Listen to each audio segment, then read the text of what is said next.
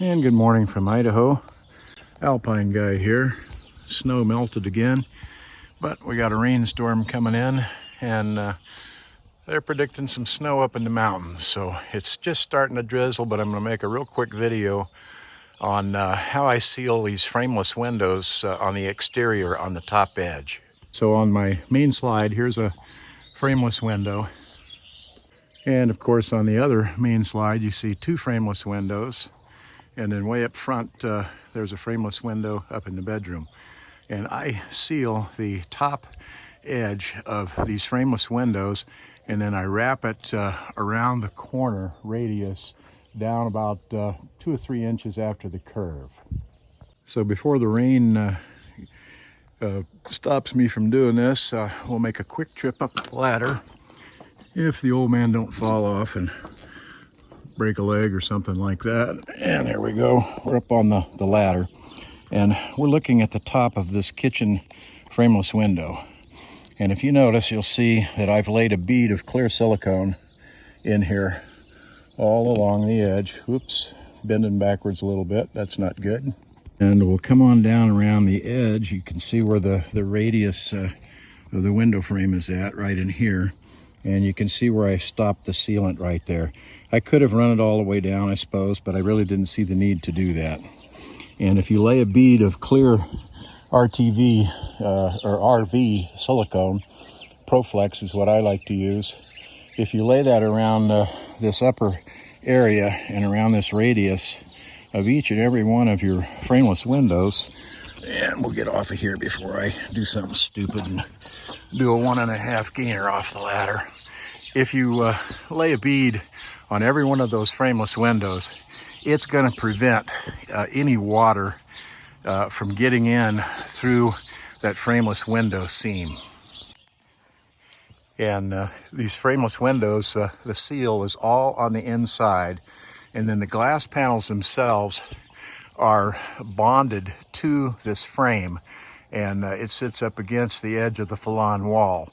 Well, during that bonding process, if there's any micro break in that bonding that they do when they bond these glass surfaces to these frames, you're going to get a leak, and you're not going to know it until you start smelling something musty in the fifth wheel, or you notice the carpet's wet, things like that.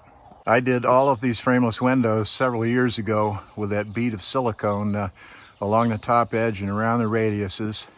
And I can tell you that last year up in West Yellowstone, with the once-in-a-century flood that they had up there, we were in that rain for 3 solid days with the slides out. And I mean, it just poured like a cow peeing on a flat rock. That's the best way I could say. We had no water leaks. And I attribute it to having all of these windows sealed. Also the slide seals, which you can't see, but all of my wiper seals are new or almost brand new. I change these about every 3 years. If I had the slide outs extended, which I'm not going to do because the weather's going to get bad today. We're supposed to get 50-mile-an-hour winds and maybe some snow in Idaho. But anyways, if I had them extended, you could see the frame style windows that you'll see on the sides of these slide outs with that big black rubber exterior seal. And I personally see no need to seal around that. If you've got a water leak on one of those small slide windows with the non-frameless style window, the only thing you're going to be able to do is pull that whole window assembly out and put in new butyl tape and reseal and put the window back in.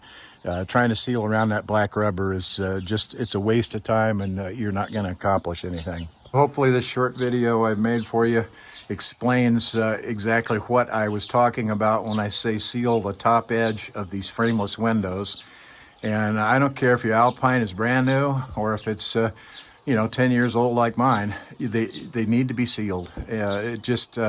When you're going down the road, banging up and down on these highways and stuff, the RV is taking a beating, and the window frames and everything, there's vibration and stuff in there, and you have no idea of what the integrity of that bond is on these frameless windows, and nor do you have any idea of what that actual seal is like along that top edge. So in my opinion, and it's just a dumb old man's opinion, by adding that bead of clear silicone along that top edge and down on the radius, it takes care and prevents any water leaks.